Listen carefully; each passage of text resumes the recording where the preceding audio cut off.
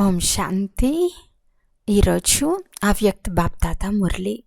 Date 23 November 2025. Revise course date 31/12/2007. BapDada చెప్తున్నారు, కొత్త సంవత్సరంలో అఖండ మహాదానులుగా, అఖండ నిర్విఘ్నులుగా, అఖండ యోగులుగా మరియు సదా సఫలతామూర్తులుగా అవ్వండి.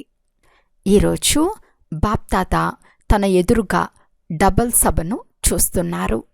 1. సాకారంలో సన్ముఖంగా కూర్చున్న వారి సభ. 2.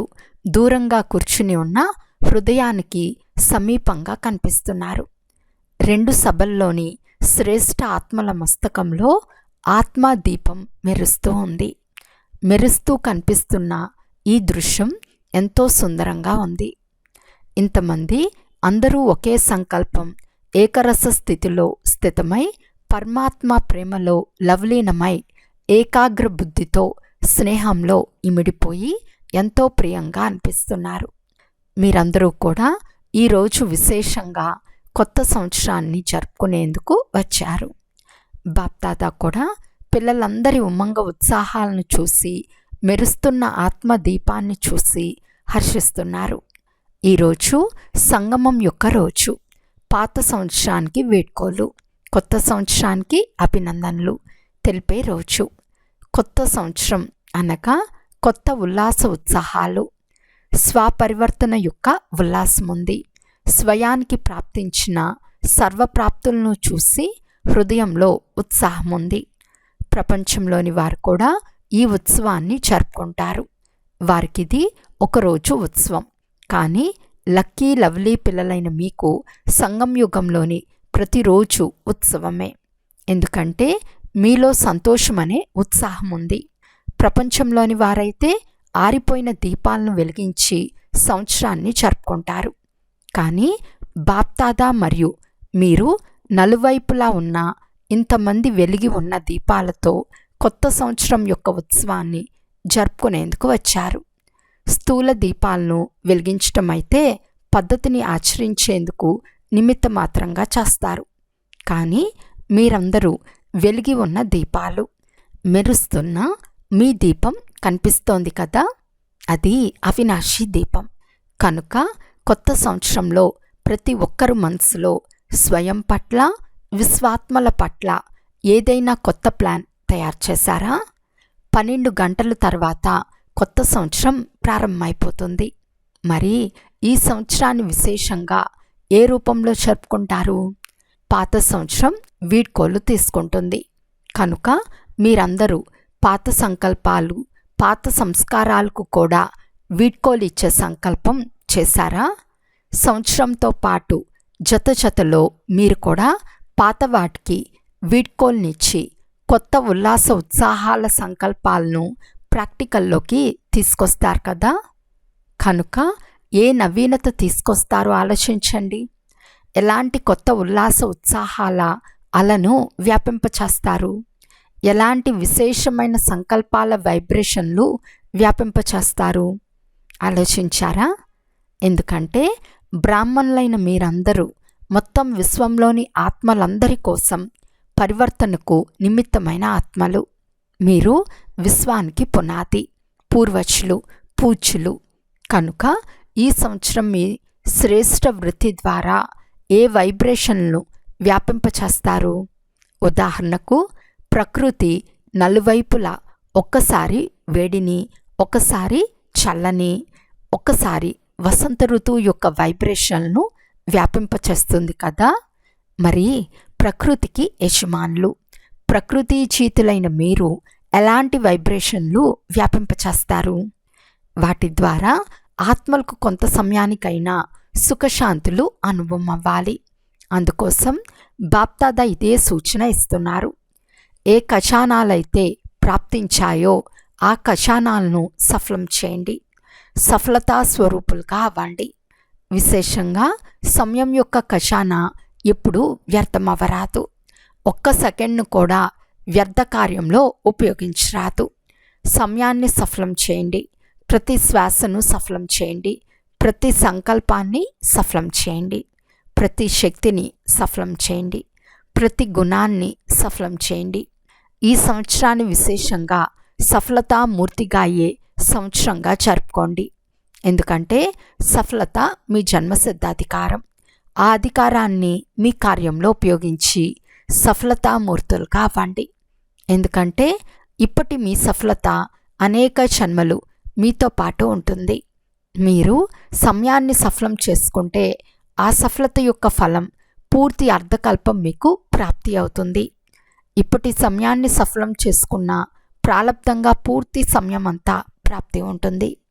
శ్వాసను సఫలం చేసుకుంటే మీ శ్వాస యొక్క సఫలతకు ఫలితంగా భవిష్యత్తులో ఆత్మలందరూ పూర్తి సమయం ఆరోగ్యంగా ఉంటారు. అనారోగ్యం అనే పేరే ఉండదు. డాక్టర్ల డిపార్ట్మెంటే ఉండదు. ఎందుకంటే డాక్టర్లు ఎలా అయిపోతారు? రాజులుగా అయిపోతారు కదా, విశ్వానికి యజమానులుగా అయిపోతారు.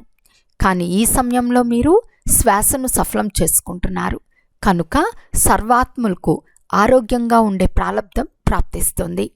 అలాగే జ్ఞాన ఖజానాను సఫలం చేసుకుంటే దాని ఫలస్వరూపంగా స్వర్గంలో మీ రాజ్యంలో ఎంత వివేకవంతులుగా శక్తివంతులుగా అవుతారు అంటే అక్కడ ఏ మంత్రి నుండి సలహా తీసుకునే అవసరం ఉండదు. స్వయమే వివేకవంతులుగా శక్తివంతులుగా ఉంటారు. శక్తులను సఫలం చేసుకుంటున్నారు కనుక దాని ప్రాలబ్ధంగా అక్కడ అన్ని శక్తులు విశేషంగా ధర్మసత్తా రాజ్యసత్తా ఈ రెండు విశేషమైన శక్తులు అక్కడ ప్రాప్తిస్తాయి.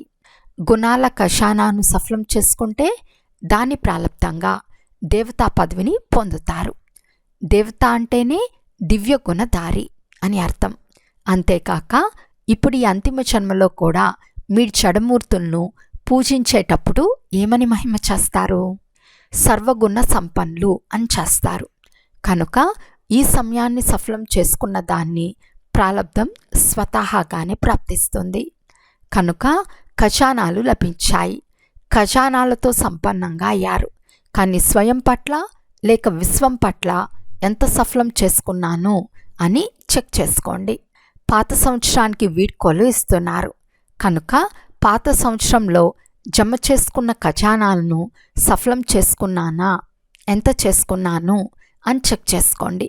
అంతేకాక రాబోయే సంవత్సరంలో కూడా ఈ ఖజానాలను వ్యర్థం చేసేందుకు బదులు సఫలం చేసుకోవాల్సిందే. ఒక్క సెకండ్ కూడా మరియు ఏ ఖజానా కూడా వ్యర్థంగా పోరాదు. ఇంతకు ముందు కూడా వినిపించాము. సంగమం సమయం యొక్క ఒక్క సెకండ్ కేవలం ఒక్క సెకండ్ కాదు, ఒక్క సంవత్సరంతో సమానం. ఒక్క సెకండ్ లేక ఒక్క నిమిషమే కదా వ్యర్థంగా పోయింది అని అనుకోకండి. వ్యర్థం చేయటాన్నే సోమరితనమని అంటారు. బ్రహ్మబాబా సమానంగా సంపన్నంగా మరియు సంపూర్ణంగా అవ్వాలన్నది మీ అందరి లక్ష్యం. బ్రహ్మబాబా సర్వ ఖజానాలను ఆది నుండి అంతిమ రోజు వరకు సఫలం చేశారు. దీని ప్రత్యక్ష ప్రమాణంగా సంపూర్ణ ఫరిస్తాగా అవ్వటాన్ని మీరు చూశారు. మీ ప్రియమైన దాదిని కూడా చూశారు, సఫలం చేసుకున్నారు. మరియు సదా ఇతరులలో కూడా సఫలం చేసుకోవాలనే ఉమ్మంగ ఉత్సాహాలను పెంచారు. అందువలన డ్రామానుసారంగా విశేషంగా విశ్వసేవ యొక్క అలౌకిక పాత్రకు నిమిత్తంగా అయ్యారు. కనుక ఈ సంవత్సరం రేపటి నుండి మీ చాట్ పెట్టుకోండి. సఫలమైందా లేక వ్యర్థమైందా? ఏమైంది? ఎంత అయ్యింది? అమృత వేళలోనే దృఢ సంకల్పం చేయాలి. సఫలత నా జన్మసిద్ధాధికారం, సఫలత నా కంఠహారం అనే స్మృతి స్వరూపంగా అవ్వాలి. సఫలతా స్వరూపంగా అవ్వటమే సమానంగా అవ్వటం. బ్రహ్మబాబాపై ప్రేమ ఉంది కదా, మరి బ్రహ్మబాబాకు అన్నిటికంటే ఎక్కువ ప్రేమ దేనిపై ఉండేది? దేనిపై ఉండేదో తెలుసా? మురళీపై ఉండేది. చివరి రోజు కూడా మురళీ పాఠాన్ని మిస్ చేయలేదు. బ్రహ్మబాబా సమానంగా అవ్వాలి అంటే బ్రహ్మబాబాకు దేనిపై ప్రేమ ఉందో దానిపై నాకు కూడా ప్రేమ ఉందా అని చెక్ చేసుకోండి. బ్రహ్మబాబాపై ప్రేమ ఉంది అనేందుకు రుజువు. దేనిపై బాబాకు ప్రేమ ఉండేదో దానిపై నా ప్రేమ స్వతహాగా మరియు సహజంగా ఉండాలి. బ్రహ్మబాబాలో ఇంకా ఏ విశేషత ఉండేది? సదా అలర్ట్గా ఉండేవారు. సోమరితనం ఉండేది కాదు. చివరి రోజు కూడా ఎంతో అలర్ట్గా తన సేవా పాత్రను అభినయించారు. శరీరం బలహీనంగా ఉన్నా కూడా అలర్ట్గా కూర్చున్నారు. ఆధారం తీసుకుని కూర్చోలేదు. అంతేకాక 3 విషయాల మంత్రం ఇచ్చి అందర్నీ అలర్ట్ చేసి వెళ్ళారు. అందరికీ గుర్తుంది కదా. కనుక ఎంత అలర్ట్గా ఉంటారో, ఫాలో చేస్తారో అంత సోమరితనం సమాప్తమైపోతుంది. సోమరితనం యొక్క విశేషమైన మాటలు బాప్దాదా చాలా వింటూ ఉంటారు, తెలుసు కదా. ఒకవేళ ఈ 3 మాటలను నిరాకారి, నిర్వికారి, నిరహంకారి సదా తమ మనసులో రివైజ్ మరియు రియలైజ్ చేసుకుంటే, నడిస్తే సహజంగా మరియు స్వతహాగా సమానంగా అయిపోతారు. కనుక సఫలం చేసుకోండి, సఫలతామూర్తిగా అవ్వండి. బాప్దాదా పిల్లల ఈ సంవత్సరం యొక్క ఫలితం చూశారు. ఏం చూశారు? మహాదానులుగా అయ్యారు. కానీ అఖండ మహాదానులుగా అవ్వాలి. అఖండ అనే పదాన్ని అండర్లైన్ చేసుకోవాలి. ఇప్పుడు అఖండ మహాదాని, అఖండ యోగి, అఖండ నిర్విఘ్నులుగా అయ్యే అవసరం ఉంది. ఇలా అఖండంగా అవ్వగలరా? మొదటి వరుసలోని వారు చెప్పండి. అఖండంగా అవ్వగలరా? అవ్వగలమనే వారు చేతులెత్తండి. చేయగలమనేవారు చేతులెత్తండి. మధువనం వారు కూడా చేతులెత్తుతున్నారు. బాప్దాదా మొదట మధువనం వారిని చూస్తారు. మధువనంతో ప్రేమ ఉంది. శాంతివనం, పాండభవనం లేక దాది భుజాలు ఎవరైతే ఉన్నారో అందరినీ గమనం ఉంచి చూస్తాను. ఒకవేళ అఖండంగా అయిపోతే మనస్సు ద్వారా శక్తిని వ్యాపింపచేసే సేవలో బిజీగా ఉండండి. వాచా ద్వారా జ్ఞానం చెప్పే సేవ, కర్మల ద్వారా గుణదానం లేక గుణాల సహయోగంనిచ్చే సేవ చేయండి. ఈ రోజుల్లో అజ్ఞాని ఆత్మలు కానీ బ్రాహ్మణ ఆత్మలు కానీ అందరికీ గుణదానం, గుణాల సహయోగంనిచ్చే అవసరం ఉంది.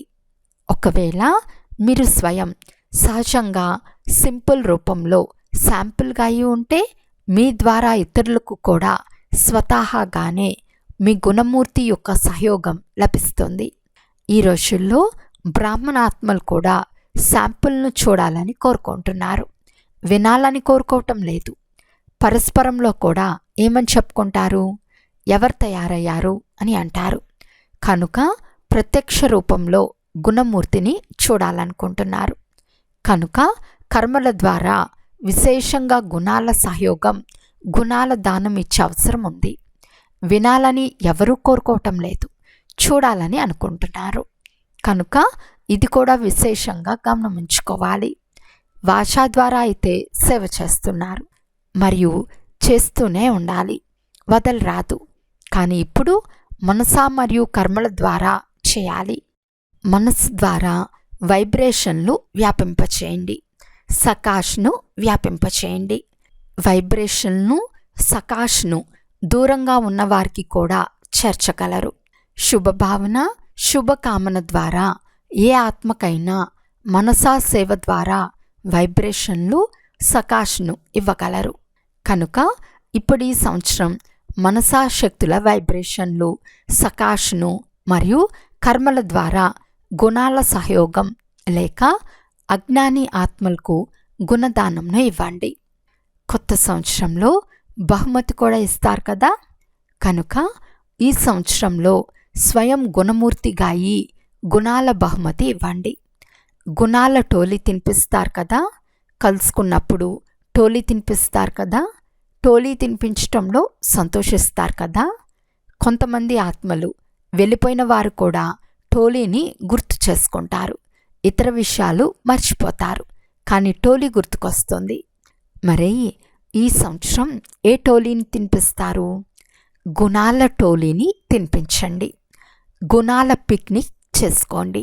ఎందుకంటే సమయం యొక్క సమీపత అనుసారం మరియు దాది యొక్క సూచన అనుసారం సమయం యొక్క సంపన్నత అకస్మాత్తుగా ఎప్పుడైనా జరగటం సంభవమే. కనుక తండ్రి సమానంగా అవ్వాలి లేక దాది ప్రేమకు రిటర్న్ ఇవ్వాలి అంటే మనసు ద్వారా మరియు కర్మ ద్వారా సహయోగిగా అయ్యే అవసరం ఉంది. ఎవరెలా ఉన్నా సరే మీరు తయారైతే నేను తయారవుతాను అని అనుకోరాదు. నెంబర్ 1 కావాలి అంటే వీరు తయారైతే నేను తయారవుతాను అని ఎప్పుడూ అనుకోరాదు. ఒకవేళ వారు తయారైపోతే నెంబర్ 1గా వారే అవుతారు కదా, అప్పుడు మీరు 2వ నెంబర్గా అయిపోతారు. మీరు 2వ నెంబర్ వారిగా అవ్వాలనుకుంటున్నారా లేక మొదటి నెంబర్గా అవ్వాలనుకుంటున్నారా? ఒకవేళ మీరు 2వ నెంబర్ తీసుకోండి అని ఎవరికైనా చెప్తే తీసుకుంటారా? అందరూ మొదటి నెంబర్ తీసుకోవాలనే అంటారు. కనుక మొదట నిమిత్తంగా అవ్వాలి. ఇతరులను నిమిత్తంగా ఎందుకు చేస్తారు? స్వయాన్ని నిమిత్తంగా చేసుకోండి కదా. బ్రహ్మాబాబా ఏమని అన్నారు? ప్రతి విషయంలో స్వయం నిమిత్తమై ఇతరులను నిమిత్తంగా తయారు చేశారు. అర్జునుడిగా అయి పాత్రను అభినయించారు. నేను నిమిత్తంగా అవ్వాలి, నేను చెయ్యాలి, నన్ను చూసి ఇతరులు చేయాలని అనుకోవాలి. అంతేగాని ఇతరులను చూసి నేను చెయ్యాలని అనుకోరాదు. నన్ను చూసి ఇతరులు చేస్తారు. ఇది బ్రహ్మాబాబా యొక్క మొదటి పాఠం. మరి ఏం చేయాలో విన్నారా? సఫలం చేసుకుని సఫలతామూర్తిగా అవ్వాలి, అఖండ దానిగా అవ్వాలి. అప్పుడు మాయకు వచ్చే ధైర్యమే ఉండదు. ఎప్పుడైతే అఖండ మహాదానులుగా అవుతారో, నిరంతర సేవాదారులుగా ఉంటారో, బిజీగా ఉంటారో, మనసు బుద్ధితో సేవాదారిగా ఉంటారో, అప్పుడిక మాయ ఎక్కడ వస్తుంది? కనుక ఈ సంవత్సరం ఎలా తయారవ్వాలి? అందరి హృదయం నుండి ఒకే ధ్వని వెలువడాలని బాప్దాదా కోరుకుంటున్నారు. అది ఏది? నో ప్రాబ్లం, కంప్లీట్ అంటే సమస్య లేదు, సంపూర్ణం. సమస్య కాదు, కానీ సంపూర్ణంగా అవ్వవలసిందే. దృఢ నిశ్చయబుద్ధి కలవారిగా విషయమాలలో సమీపమనిగా అవ్వవలసిందే. సరేనా? అవ్వాలి కదా? మధువనం వారు చెప్పండి, అవ్వాలి కదా? ఫిర్యాదులు లేవా? ఫిర్యాదులు లేవు. ధైర్యం ఉంచేవారు చేతులెత్తండి. సమస్య లేదు కదా? వాహ్! శుభాకాంక్షలు, శుభాకాంక్షలు, శుభాకాంక్షలు. చూడండి, నిశ్చయానికి ప్రత్యక్ష ప్రమాణం ఆత్మిక నశ. ఒకవేళ ఆత్మిక నశ లేకుంటే నిశ్చయం కూడా లేనట్లే. కొద్దో గొప్ప ఉంది, కానీ పూర్తి నిశ్చయం లేదు. నశ ఉంచుకోవటం ఏమైనా పెద్ద విషయమా? ఎన్ని కల్పాలు మీరే తండ్రి సమానంగా అయ్యారో గుర్తుందా? లెక్కలేనన్నిసార్లు అయ్యారు. కనుక మేమే అయ్యాము, ఇప్పుడు కూడా మేమే అవుతాము, మరియు మాటి మాటికి మేమే అవుతూ ఉంటాము అనే నశ ఉంచుకోండి. ఈ నశ సదా కర్మలో కనిపించాలి.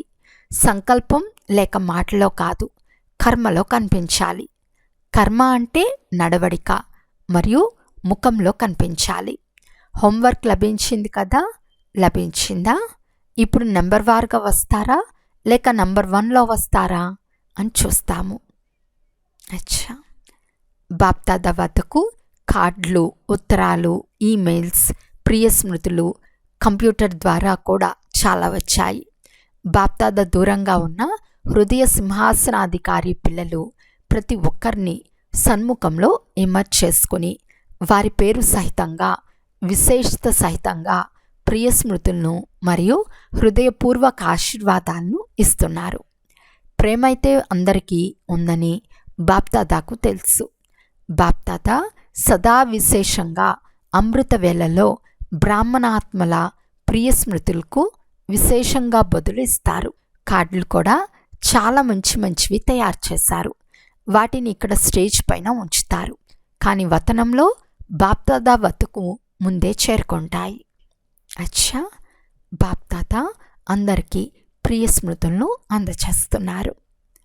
నలువైపులా ఉన్న మెరుస్తున్న ఆత్మ దీపాలైన పిల్లలకు, సదా సఫలం చేసుకునే సఫలతా స్వరూప పిల్లలకు, సదా అఖండ మహాదానులు, అఖండ నిర్విఘ్నులు, అఖండ జ్ఞానయుక్త మరియు యోగయుక్తులకు, సదా ఒకే సమయంలో 3 సేవలు చేసేవారికి, మనసా వైబ్రేషన్ల ద్వారా, వాయుమండలం ద్వారా, వాచా ద్వారా, కర్మ లేక నడవడిక మరియు ముఖం ద్వారా ఇలా 3 సేవలు ఒకే సమయంలో కలిపి జరిగినప్పుడే మీ ప్రభావం బాగుంది అని అనేవారిపై కాకుండా బాగా తయారయ్యే వారిపై పడుతుంది.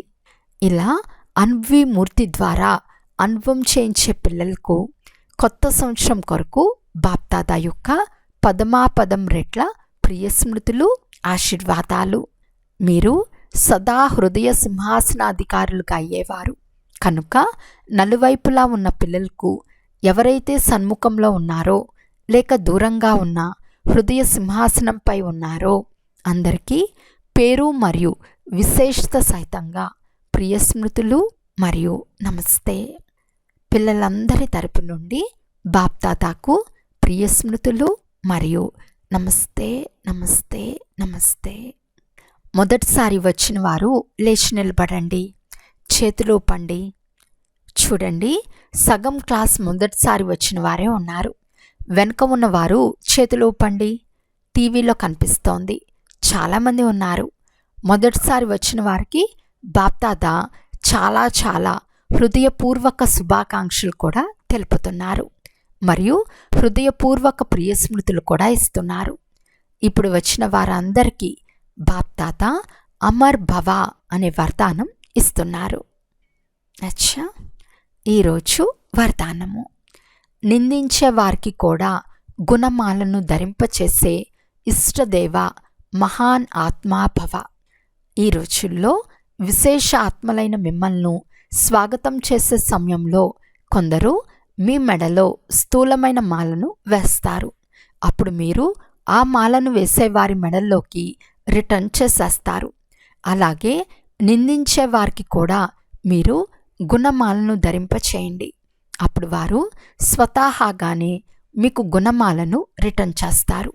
ఎందుకంటే నిందించే వారికి గుణమాలను ధరింపచేయటం అనగా జన్మ జన్మల కొరకు వారిని భక్తులుగా నిశ్చితం చేసుకోవటం.